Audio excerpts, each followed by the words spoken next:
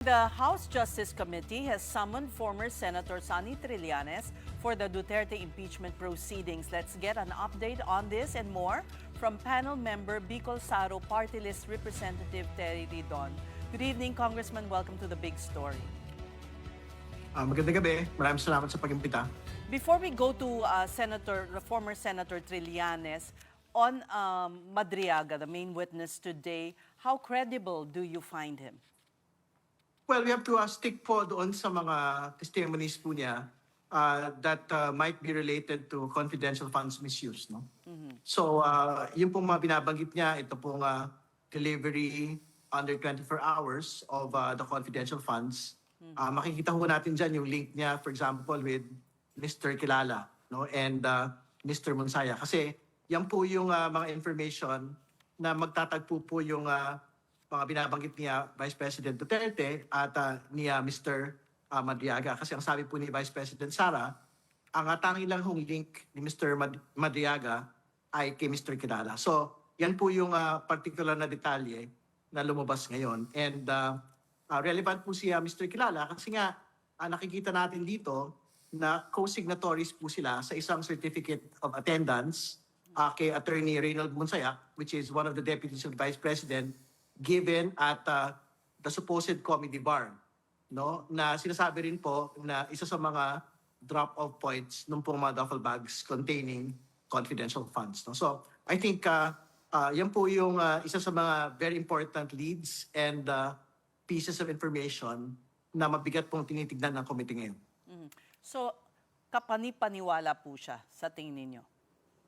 Tingin ko as far as that particular aspect is concerned, dahil yan, we would want to be able to confine ourselves to matters that are intrinsic to the impeachment complaints only. No? So, if on those particular details, tingin ko po meron pong grain of truth, no?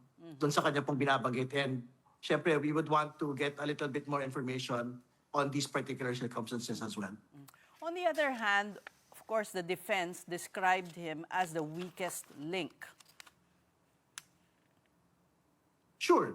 Kaya ang sinasabi ko namin previously, no, if they really believe that Mr. Madriaga was in fact the weakest link, the remedy for that is for the Vice President to actually confront Mr. Madriaga in the committee and to destroy his credibility there. Hindi ho, but she did not opt for it. But baka ho, when this reaches the Senate, that is where the Vice President will attempt to discredit the credibility of Mr. Madriaga. He has waived his bank secrecy rights. So, have you found any direct links between, the amounts of money he's talking about as checked against his bank deposits or accounts? Well, wala pa, no? Kasi syempre ngayon pa lang ho nagpirma ng waiver. But I think yung pong waiver will have to be submitted to the AMLAC, no? Para they will have to look whether or not meron pong mga transaction reports na suspicious and covered dito po sa mga accounts po na ito. Kasi very important ho na talaga hong makita natin, firstly, whether these accounts actually exist, and secondly, if these accounts exist, kung meron po bang totoong inflow and outflow po ng malalaking mga pera. At if these are actual checks, kanino po nanggaling yung mga cheque po na ito. Pero yung kanyang testimony, marami rin pong walang kinalaman sa impeachment proceedings. Marami siyang dinagdag na, like about supposedly shortening the term of the president, etc. What was that about? And why was that allowed? Well, it was allowed because it was part of the supplemental affidavit, hindi ba? So, and again, most of the questions naman po were basically, as far as my questions were concerned, were basically confined, no, to matters relevant to the impeachment complaints, no, to the impeachable offenses, specifically on confidential funds misuse. And I think moving forward, yun po talaga dapat ang focus, specific to Mr. Madriaga's testimony, what is the nexus between his supplemental affidavit and testimony to the supposed misuse of confidential funds. The chair was also careful to stop some of your colleagues, from pursuing a line of questioning what's the explanation for this? Well, we wanted to limit ourselves po to the objective of the hearing, which is basically just to determine probable cause. No? So, ibig sabihin, if there are questions that are extrinsic, no, extraneous to, for example, an affidavit that had been submitted, or it is a question that basically tests the credibility and is um, irrelevant to the submitted document, hindi mo pinapalagpas ni Chair Luis Tropuito. So this is also in consideration of some criticism that this may be going into Senate's territory once an impeachment trial happens, if ever there is one. Well, kasama ho yun doon sa mga pag-iingat din po na gusto ho nating gawin. Kasi nga, the objective of the hearing is basically to make clarificatory questions, and secondly, to determine probable cause. So, ibig sabihin, anything beyond the determination of probable cause, we should actually just leave it to a future Senate proceeding. Congressman Redon, I was wondering about that iPhone that Madriaga keeps referring to. Supposedly, kinuha siya nung inarrest siya, so it's in the custody of, I don't know, the BJMP. Have we located this iPhone? And also wondering why you didn't just ask for his passbooks if he was indeed the dummy of the Dutertes, and he should have a record if the bank accounts were under his name. Well, yung po iPhones hadn't been subpoenaed yet, no? So we have to decide whether this particular device should be subpoenaed and subjected to an examination. No? Pero again, kung hindi naman ho siya kailangan to determine probable cause, tingin ko hindi naman ho yan. We don't have to insist on it in a future hearing.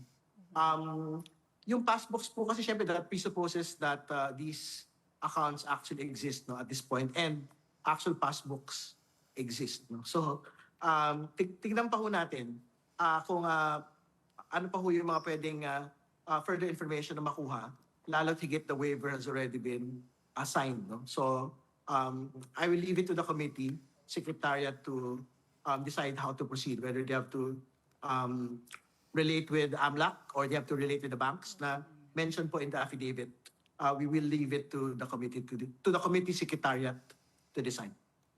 And Congressman, earlier when Mr. Madriaga was recounting how he delivered these large sums of money, isa po sa nabanggit niya ay yung Office of the Ombudsman. Is the committee going to look into former Ombudsman Samuel Martires if he is involved in any way in this misuse of confidential funds? At tignan pa ho natin, no? Kasi syempre that is an additional information na binabanggit po ni Mr. Madriaga. But also very important po kasi for us to be able to focus on already corroborative evidence, no? So, for example, speaking for myself, no, I don't want to focus on matters na only Mr. Madriaga can actually give truth on, no? So, for example, I would rather focus on the matters that relate to Mr. Kilala and the circumstances surrounding it. Kasi nga, like what I had previously stated, it was that the Vice President also mentioned na the buck stops with Mr. Kilala and it doesn't stop. It doesn't stop on her. Ba? So we would like to get further details on their relationship and their relationship with Mr. Monsaya. Kasi if that gets established, only then can we actually go further towards the Vice President with actual corroborative evidence. Now, what about the husband of the Vice President who has filed a case in court to block the subpoena of BIR documents, their conjugal documents? Well, I don't think a TRO had been issued as of today, but we are confident that as soon as we get to the next hearing, we will be able to present it, and we will be able to make comparisons between incomes of the Vice President and Mr. Carpio, and compare it against the net worth of the Vice President in 2024, which stood at 88 million. And maybe just as a final question, Congressman, what can we expect in the next hearing of the Justice Committee? That's on April 22. And I believe former Senator Sonny Trillanes will be appearing as he was subpoenaed. Give us a preview of what are some of the questions that you will be asking of him. Well, the next hearing will be more of discussions relating to unexplained wealth and SALN issues, no?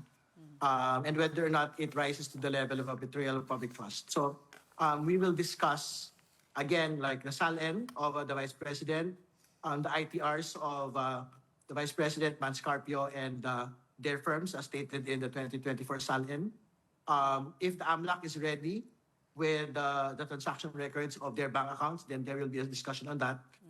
With the focus to basically establish whether or not the Vice President has, in fact, unexplained wealth or explainable wealth. No? And it will be compared against her 88 million SALN in 2024.